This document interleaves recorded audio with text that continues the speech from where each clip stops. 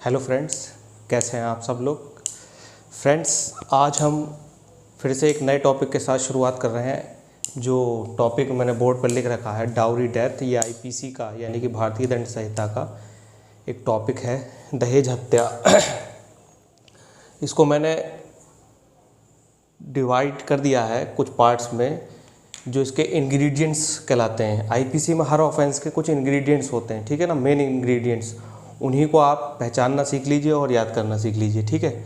अब इसको मैंने 4 इसके इंग्रेडिएंट्स हैं डाउरी डेथ के, यानी कि कोई विवाहित महिला जब शादी के 7 साल के अंदर अगर उसके साथ क्रूएल्टी होती है और वो सुसाइड कर लेती है, उसकी डेथ कॉज हो जाती है, तो वो डाउरी डेथ के अंतर्गत आती है। और इसके रिलेटेड कौन सा सेक्शन है, ये 304B, ठीक है ना, आईपीसी का, इंडियन पेनल कोड। अब ये 304B आईपीसी में क्या शुरुआत से था, क्योंकि आईपीसी इंडियन पेनल कोड तो 1860, अब ये जो 304B सेक्शन जोड़ा गया था इसमें, तो ये बाद में जोड़ा गया था, ये शुरुआत से नहीं था, ठीक है ना। तो ये बाद से जोड़ा गया था। कब से जोड़ा गया था, तो ये जोड़ा गया था 1986 से, ठीक है। तो इस चीज़ को आप याद रखना, डाउरी डेथ 1986 से आईपीसी के अंतर्गत एक ऑफेंस के रूप में डाला गया था। अब इसके 4 इंग्रेडिएंट्स हैं मेन, इनको आप समझने की कोशिश करिए। मैंने बताया कि अननेचुरल डेथ होनी चाहिए महिला की, ठीक है ना। एबनॉर्मल स्थिति में उसकी जो डेथ हुई है वो अननेचुरल डेथ हुई है, आकस्मिक, ठीक है। और death occurs with in 7 years of marriage, और जो उसकी मृत्यु हुई है वो शादी के 7 साल के भीतर ही हुई है। मान लीजिए शादी को हो गया 8 साल, 9 साल या 10 साल, तो उस पर दहेज हत्या का मुकदमा नहीं चलाया जा सकता उसके जो इन लॉज हैं उनके ऊपर। Soon before her death she was subjected to cruelty, और उसकी डेथ से पहले उसके साथ क्रूएल्टी हुई हो, ठीक है ना। Cruelty in connection with some demand of dowry, dowry की डिमांड में, ठीक है। तो ये 4 मैंने आपको लिख दिए हैं। अब ये डाउरी का क्या मतलब होता है, डाउरी का मतलब होता है दहेज, ठीक है ना, हिंदी वालों के लिए। अब डाउरी की डेफिनेशन आईपीसी में कहीं नहीं दी गई है, ये दी गई है डाउरी प्रोहिबिशन एक्ट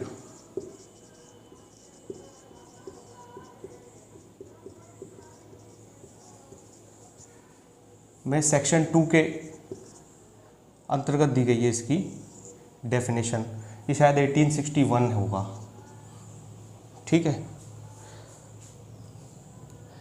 तो अब एक एक करके मैं इसको आपको समझाने की कोशिश करता हूँ कि जो पहले आप इस वाले को समझिए कि जो उसकी डेथ हुई है वो with in 7 years of marriage हुई है। अब जो उसकी डेथ हुई है वो 2 तरीके से हो सकती है, या तो वो सुसाइड किया हो उसने, ठीक है, या फिर उसकी,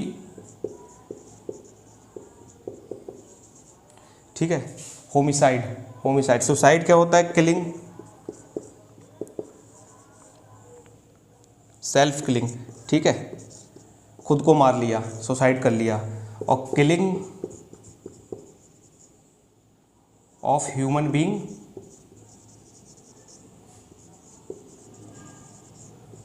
बाय अनदर ह्यूमन, ठीक है, ये होमिसाइड कहलाता है, ठीक है। 2 तरीके से उसकी मृत्यु हो सकती है।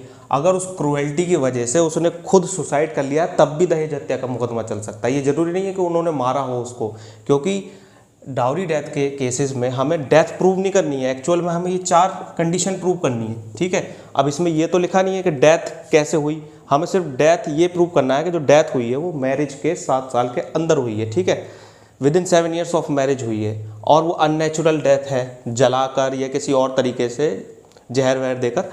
सून before her death she was subjected to cruelty, और उसकी डेथ से पहले उसके साथ क्रूएल्टी हुई हो। अब सून बिफोर हर डेथ, यहाँ सून बिफोर हर डेथ का मतलब क्या है, अब आप ये समझिए कि मरने से कितनी देर पहले, इसमें तो लिखा है सून बिफोर हर डेथ, उसके मरने से पहले she was subjected to cruelty, तो कितना पहले, ये चीज़ भी कहीं आईपीसी में नहीं दी गई है। तो ये कोर्ट डिसाइड करती है, ठीक है ना, ये कोर्ट डिसाइड करती है, जो हर केस की सर्कमस्टांसेस पर डिपेंड करता है, हर केस की अलग होती है स्थिति। और in connection with some demand of dowry, और ये भी बहुत इंपॉर्टेंट है, ठीक है।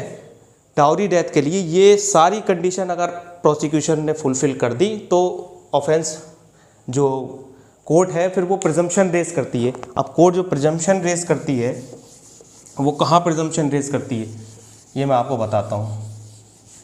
ये सारी चीज़ मैं मिटा देता हूँ।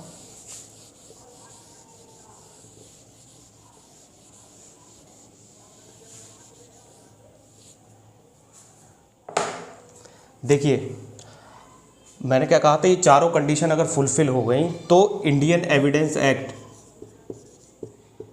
एविडेंस एक्ट का सेक्शन 113B ये भी 1986 में डाला गया था इंडियन एविडेंस एक्ट में अमेंडमेंट के द्वारा, ठीक है।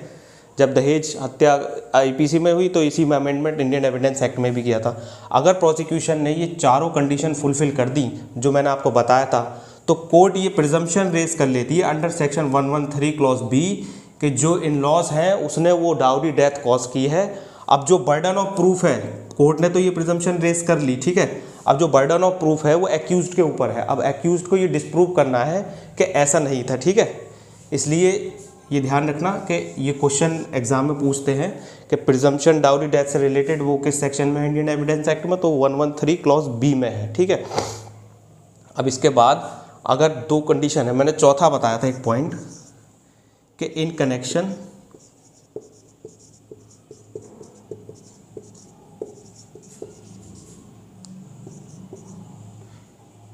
Demand of dowry. अब ये बताने की कोशिश मैं करता हूँ ये क्यों इम्पोर्टेंट है। अगर जो क्रूएल्टी उसके साथ हुई है, क्रूएल्टी 498A, ठीक है, आईपीसी, क्रूएल्टी बाय हस्बैंड और रिलेटिव्स, ठीक है। जो क्रूएल्टी हुई है वो डाउरी के लिए हुई है, ठीक है। अगर ये चीज़ प्रूव नहीं हो पाती है, ये वाला फोर्थ वाला पॉइंट, तो जो प्रिजम्पशन रेस होगी फिर वो अबेटमेंट ऑफ सुसाइड की हो जाएगी, ठीक है, abetment of suicide.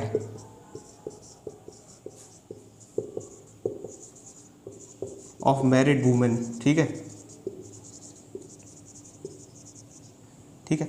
Abetment of suicide की प्रिजम्पशन रेज होगी, वो कहाँ है 113A में, ठीक है, इंडियन एविडेंस एक्ट, ठीक है, ये 1872। तो अगर ये पॉइंट प्रूव नहीं हो पाता है तो फिर अब जो प्रिजम्पशन रेज होगी उसमें ही प्रिजम्पशन रेज होगी, फिर वो जो प्रिजम्पशन होगी वो 113A होगी, उसमें वो डाउरी डेथ की नहीं है, वो अबेटमेंट ऑफ सुसाइड की प्रिजम्पशन है, ठीक है। अगर ये चौथा पॉइंट प्रूव हो गया तो फिर जो प्रिजम्पशन रेज होगी वो डाउरी डेथ की होगी। चौथा पॉइंट प्रूव नहीं हो पाया तो जो प्रिजम्पशन रेज होगी वो अबेटमेंट ऑफ सुसाइड की होगी, ऑफ मैरिड वुमेन की, ठीक है। अब मैं बता रहा था यहाँ पे अननेचुरल डेथ। तो अननेचुरल डेथ को हम ऐसे समझते हैं एक सिंपल तरीके से, एक केस के थ्रू समझते हैं इसको। सुप्रीम कोर्ट का एक जजमेंट है इसके ऊपर।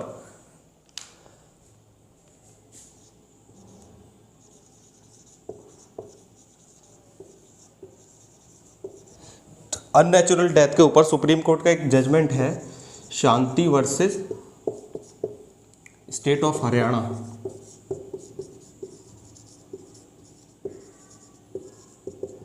AIR 1997 supreme court. तो इस केस में सुप्रीम कोर्ट ने अननेचुरल डेथ के ऊपर ये कहा था कि अगर जो इस केस में ये हुआ था कि जो ये लेडीज़ थी, मतलब वुमेन, उसकी डेथ कॉज हो गई थी और उसके बाद जो उसके इन-लॉज थे, जो उन्होंने उसका जो क्रियाक्रम मोशन वो इतनी जल्दबाजी में किया था कि जो उसके मायके वाले थे, जो उसके रिश्तेदार थे लेडीज़ के, उन तक को नहीं बताया था, जल्दबाजी में किया था। तो सुप्रीम कोर्ट ने यही कहा था कि अगर ये नेचुरल डेथ होती तो ऐसी स्थिति में इतनी जल्दबाजी में उसका क्रिमिनेशन नहीं होता, ठीक है ना, उसका जो क्रियाक्रम कराया था वो जल्दबाजी में नहीं होता। कम से कम रिजनेबल आदमी, उसके जो वो है मायके वाले, जो उसके रिश्तेदार हैं, उनको इन्फॉर्म करा जाता है, ठीक है ना, इन्फॉर्म। अब इसमें जो किया था इन्होंने बहुत जल्दबाजी में बिना किसी को बताए उसका कर दिया था। तो यही सुप्रीम कोर्ट ने कहा था कि इस तरीके के जो केसेस होते हैं वो अननेचुरल डेथ में, ठीक है ना। तो अननेचुरल डेथ के ऊपर ये एक केस मैंने बता दिया, और डेथ के ऊपर भी मैंने बता दिया डेथ किस तरीके से सुसाइड भी हो सकता है और होमिसाइड भी हो सकता है, ठीक है। और तीसरा पॉइंट जो बताया था मैंने, क्या बताया था, क्रूएल्टी वाला, ठीक है, और डाउरी वाला। तो ये चारों ही पॉइंट आपको प्रूव करने हैं, ठीक है। इसके बाद इसमें पनिशमेंट का क्या प्रोविज़न है, इसमें जो पनिशमेंट है वो 7 साल तक की, ये 7 साल से कम नहीं होगी, 7 ईयर्स पनिशमेंट, ठीक है। Dowry death 7 years punishment, cognizable offence है। कॉग्निजेबल ऑफेंस का मतलब है पुलिस इसमें विदाउट वारंट ऑफ मजिस्ट्रेट गिरफ्तार कर सकती है, और नॉन बेलेबल ऑफेंस है, ठीक है।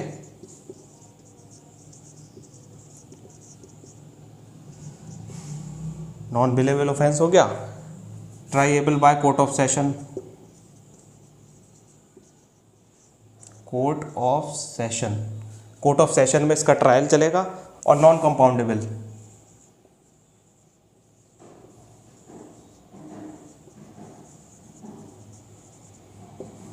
ठीक है। ये इसके सारे पनिशमेंट के बारे में और नेचर के बारे में, किस तरीके का ऑफेंस है, ये सारी जानकारी है। तो डाउरी डेथ के बारे में जो शॉर्टली है वही सारी चीज़ यही है। इसके बाद तो ये सारी डाउरी डेथ के ऑफेंस के नेचर के बारे में है, किस तरीके का ऑफेंस है, कितनी पनिशमेंट है, ठीक है, बेलेबल है कि नहीं है, ट्राइबल, कोर्ट ऑफ सेशन, ये सारी चीज़ें भी आप साथ के साथ याद करती चलिए, क्योंकि एग्ज़ाम में पूछ लेते हैं किसी किसी स्टेट में कि वो किस तरीके का ऑफेंस है, tribal bye court of session है या एनी मजिस्ट्रेट। तो ये सारी जानकारी आपकी डाउरी डेथ के बारे में हो गई। इसके अलावा कोई पॉइंट अगर बचता है तो आप कमेंट्स में मुझे सजेस्ट करिए, मैं उसको भी ऐड करने की कोशिश करूँगा। और फ्रेंड्स, जिसने भी अभी तक मेरे चैनल को सब्सक्राइब नहीं किया है वो चैनल को सब्सक्राइब कर लें और शेयर करें, और जिस टॉपिक पर आपको वीडियो चाहिए हो तो मुझे आप कमेंट में बताएं, मैं उस पर भी बनाने की कोशिश करूँगा, ठीक है। तब तक के लिए थैंक यू।